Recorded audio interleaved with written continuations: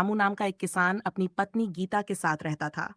उनका जीवन बहुत साधारण था, लेकिन मेहनत और ईमानदारी से भरा हुआ था।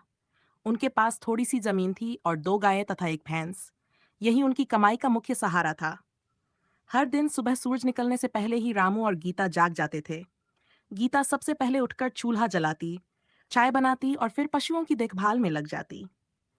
वह गाय और भैंस को प्यार से सहलाती, उन्हें चारा खिलाती और फिर दूध निकालती। दूसरी ओर रामू खेत की तैयारी में जुट जाता। वह हल चलाता, बीज बोता और फसल की देखभाल करता। गीता बहुत मेहनती और समझदार महिला थी। वह रोज सुबह ताजा दूध निकालकर बड़े ध्यान से साफ बर्तनों में भरती थी। रामू उस दूध को लेकर गांव के बाजार में बेचने जाता था। गांव के लोग उसके दूध की बहुत तारीफ करते थे, क्योंकि वह कभी मिलावट नहीं करता था।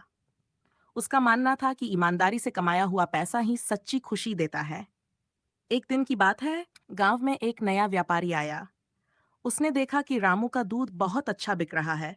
वह रामू के पास आया और बोला, अगर तुम दूध में थोड़ा पानी मिला दो तो तुम्हें ज्यादा फायदा होगा, कोई पहचान भी नहीं पाएगा। रामू कुछ देर सोच में पड़ गया।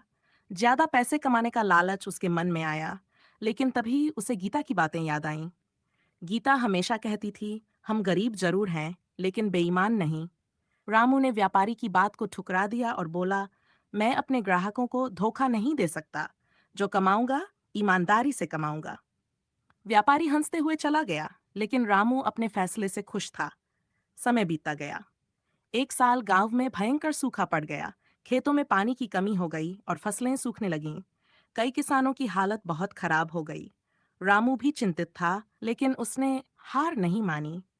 उसने अपने पशुओं की देखभाल और भी अच्छे से की, ताकि दूध की आमदनी बनी रहे। गीता ने भी समझदारी से घर खर्च चलाया। वह कम साधनों में भी सब कुछ अच्छे से संभाल लेती थी। दोनों पति पत्नी ने मिलकर कठिन समय का सामना किया। एक दिन गांव में एक बड़ा अधिकारी आया।